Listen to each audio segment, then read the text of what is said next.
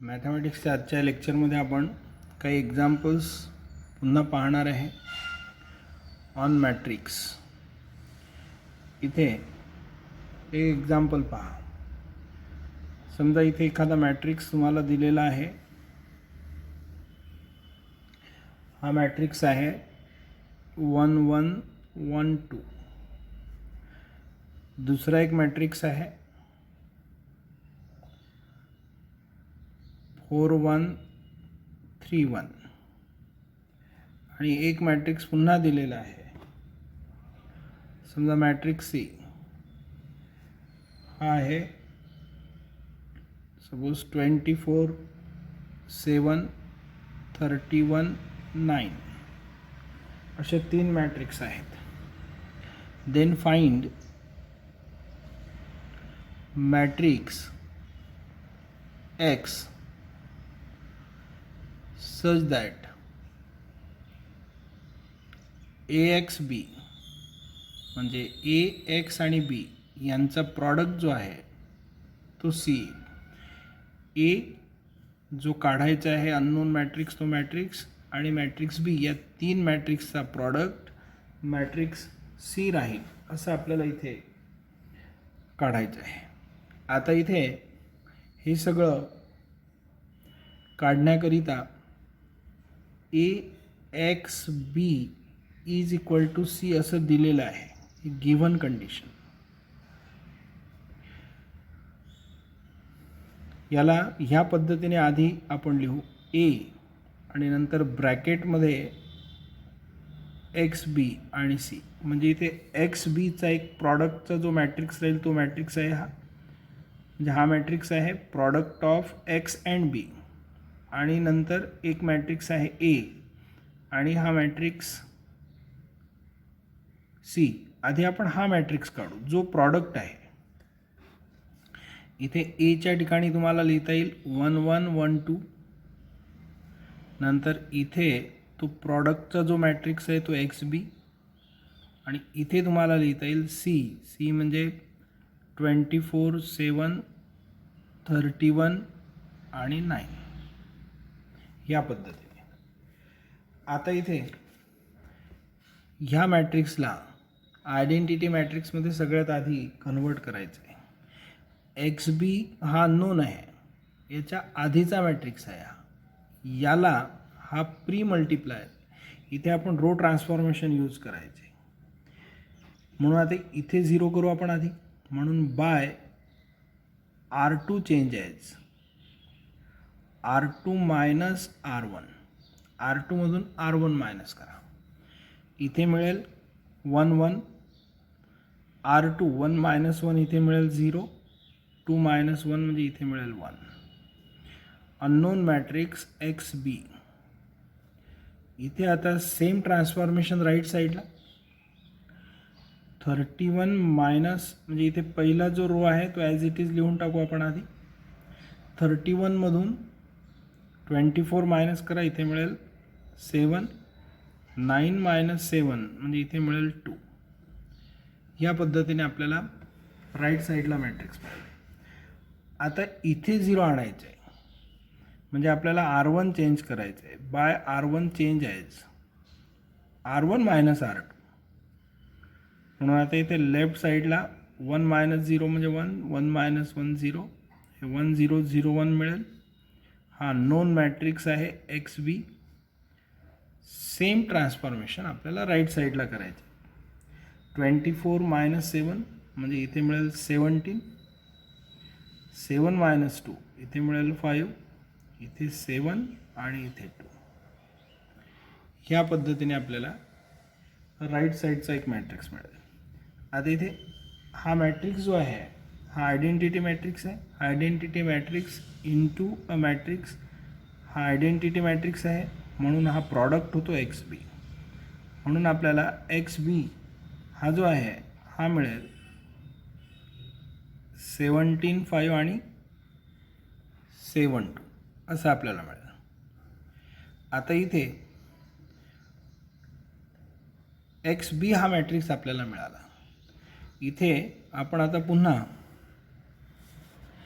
X b लिहिणार आहे. X b is equal to मिळालेला मॅट्रिक्स आहे 17, इथे 5, 7 आणि 2. आता यामध्ये एक्स अननोन आहे आणि बी नोन आहे. बी हा पोस्ट मल्टिप्लायर आहे.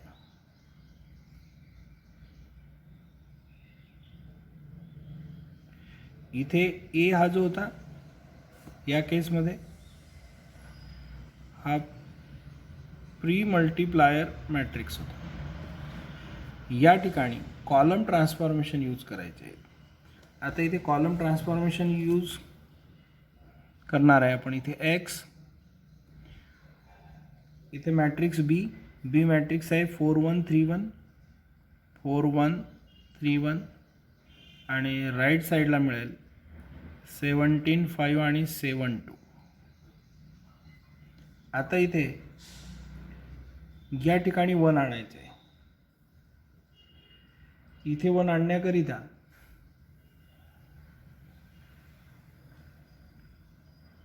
दुसरा जो आहे हा कॉलम, ह्या कॉलममधून याची 3 टाइम्स व्हॅल्यू मायनस करायची आहे. म्हणून बाय इथे C1 चेंज आहे C1 minus 3 C3. C3ची 3 times value यामधून मायनस करा. आता आपण असं जर केलं इथे मिळेल 4 मायनस 3 म्हणजे 0, 3 मायनस 3 म्हणजे इथे 0 असं मिळेल.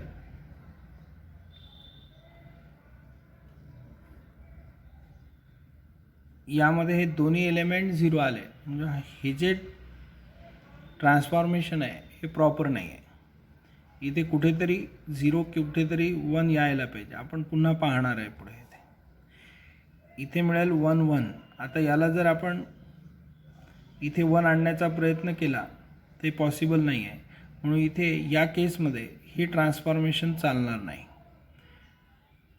हे आपल्याला अप्लाय केल्यानंतर माहीत होते.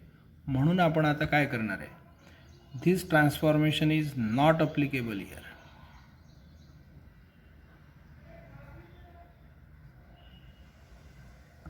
या ठिकाणी अप्लिकेबल नाही आहे. आता आपण या ठिकाणी असं करू शकतो, बाय इथे 1 पाहिजे म्हणून याला इंटरचेंज करू आपण. 3 C2 आहे, C2 होतं इथे. यानंतर इथे पहा इंटरचेंज करून पाहू आपण. C1 interchange with C2. इथे x, इथे 1 1, इथे 4 आणि इथे 3. आता इथे सेम ट्रान्सफॉर्मेशन राईट साईडला. इथे 5 2 येऊन जाईल. इथे 17 आणि 7 असं येईल. आता इथे या ठिकाणी 0 आणायचं आहे. इथे 0 आणण्याकरिता याची 4 टाइम्स व्हॅल्यू इथे ॲड करा. हे आपण इथे करू शकत होतो यामध्ये, परंतु आपण 1 आणण्याकरिता या ठिकाणी 1 आणण्याकरिता आपण 3 टाइम्स व्हॅल्यू मायनस केली होती. म्हणून दोन्ही 0 झाले होते. असे जर दोन्ही 0 होत असतील तर ते ट्रान्सफॉर्मेशन आपल्याला करता येणार नाही. आता इथे या ठिकाणी 0 आणायचं आहे म्हणजे आपल्याला चेंज करायचं आहे C2. C2 चेंज आहे C2 मायनस 4 C1 असं राहील. याची 4 टाइम्स व्हॅल्यू यामधून मायनस करा. इथे x 1 1 as it is. 4 minus 4 याची 4 टाइम्स व्हॅल्यू म्हणजे 4. 4 मायनस 4 म्हणजे इथे 0.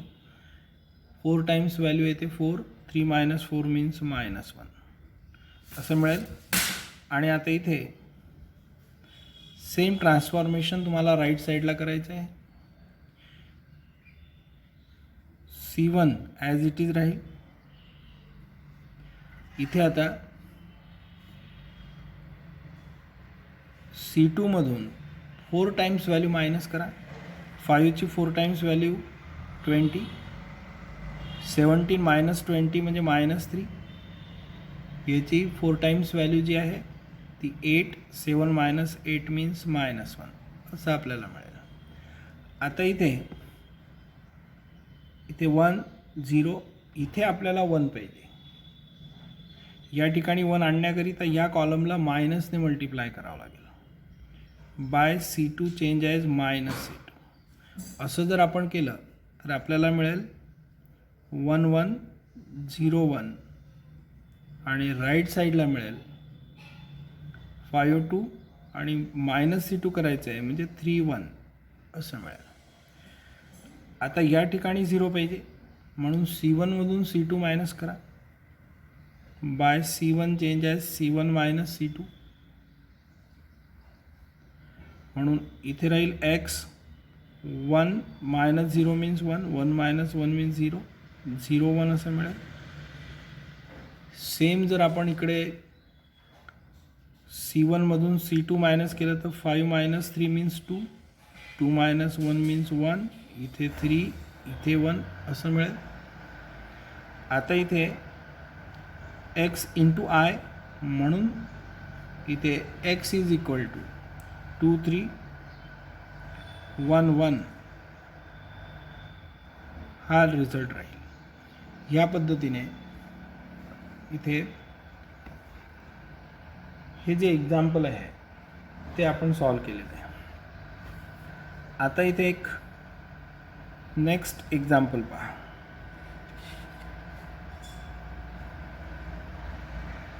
समजा इथे तुम्हाला एक मॅट्रिक्स दिलेला आहे. इफ A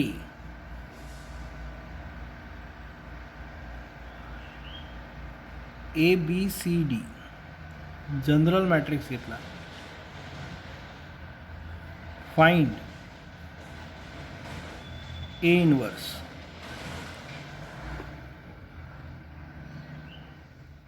आता इथे एक पुन्हा रिलेशन काढणार आहे आपण, ते नंतर पाहू, ते इथे नंतर लिहू. बाय आपण इथे आता ॲडजॉइंट मेथड घेणार आहे. बिलकुल सिंपल आहे. आता इथे गिवन मॅट्रिक्स आहे ABCD. याला तुम्हाला A11 A12 A21 A22 असं लिहिता येईल. आता इथे C11 म्हणजे इथे -1 ला पॉवर 1 + 1, M11 हे येईल पॉझिटिव्ह. M11 म्हणजे फर्स्ट रो फर्स्ट कॉलम, इथे मिळेल तुम्हाला D. इथे C12 इथे -1 ला पॉवर 1 + 2, इथे M12 -1 ला पॉवर 3 म्हणजे इथे मायनस. आणि आता M12 म्हणजे इथे याचा मायनर म्हणजे first row second column eliminate करायचे. इथे तुम्हाला C मिळेल म्हणून हे -C होऊन जाईल. त्यानंतर आता C21 -1 ला पॉवर 2 + 1, इथे M21 -1 ला पॉवर 3 म्हणजे मायनस. M21 म्हणजे इथे second row first column eliminate करा, तुम्हाला इथे B मिळेल, ते -B राहील. आणि आता इथे C22 -1 ला पॉवर 2 + 2 M22. आता इथे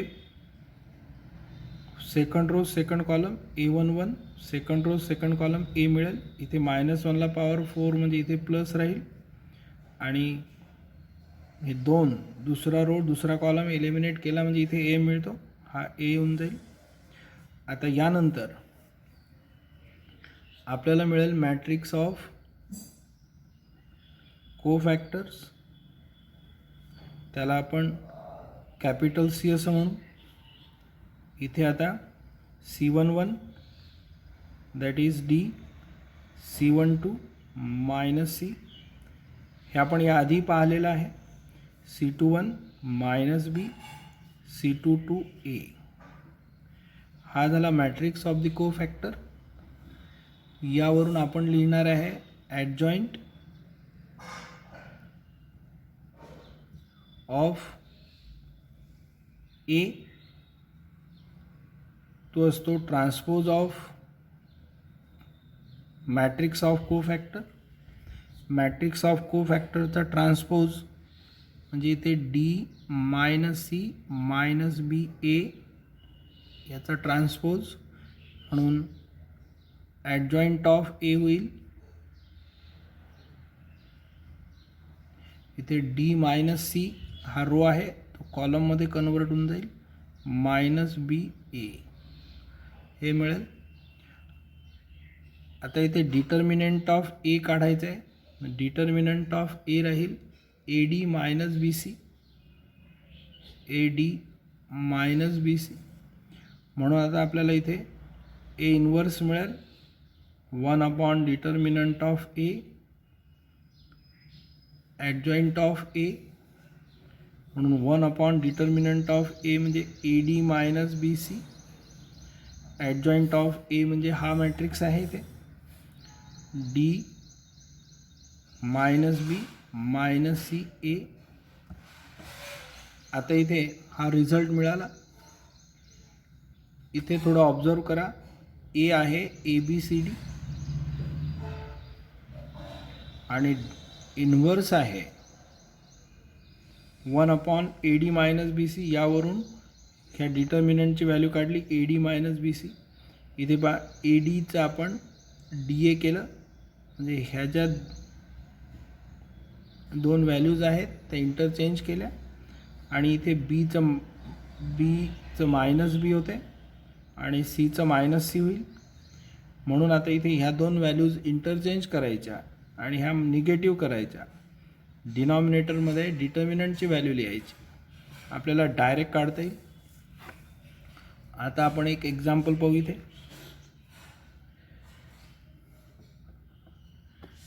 ए दिलेला आहे तुम्हाला 2 - 3 4 7. आता इथे डिटर्मिनंट ऑफ ए काढून घ्या 14 minus minus 12 that will be 26 असं मिळेल. आता इथे यावरून डायरेक्ट तुम्हाला हे रिलेशन यूज करून ए इन्व्हर्स लिहायचं आहे. 1 डिटर्मिनंटची व्हॅल्यू 26. इथे आता ए डीचं आपण डी ए केलं म्हणजे हा जो प्रिन्सिपल डायगोनल आहे त्याचे एलिमेंट आपण इथे इंटरचेंज केले म्हणून इथे 2 7 आहे. याला इंटरचेंज करा 7 2 असं होऊन जाईल. त्यानंतर आता इथे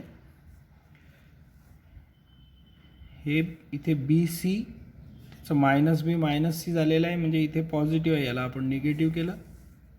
इथे आता -3 आणि 4 इथे -3 आहे याचं निगेटिव्ह लिहायचं आपल्याला -3 आणि इथे 4 आहे हे -4 असं लिहायचं आहे म्हणजे रिझल्ट मिळेल 1/26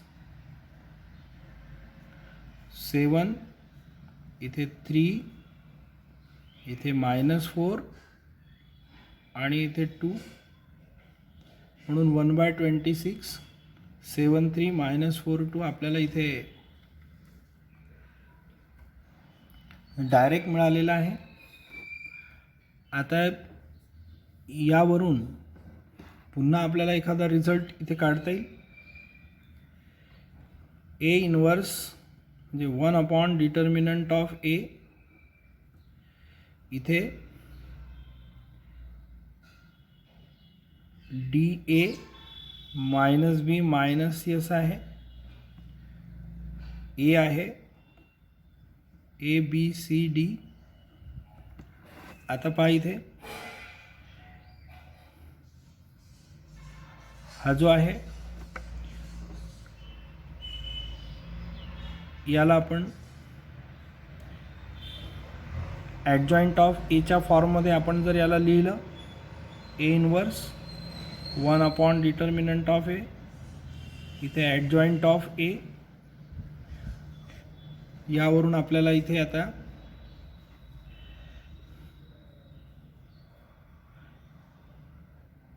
एने याला मल्टिप्लाय करायचं म्हणजे A into A inverse is equal to 1 upon determinant of A into adjoint of A असं राहील.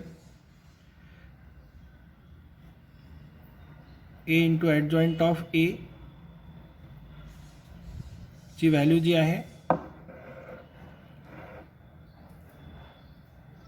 ए adjoint of A into adjoint of A हे होईल ए इंटू ए इनवर्स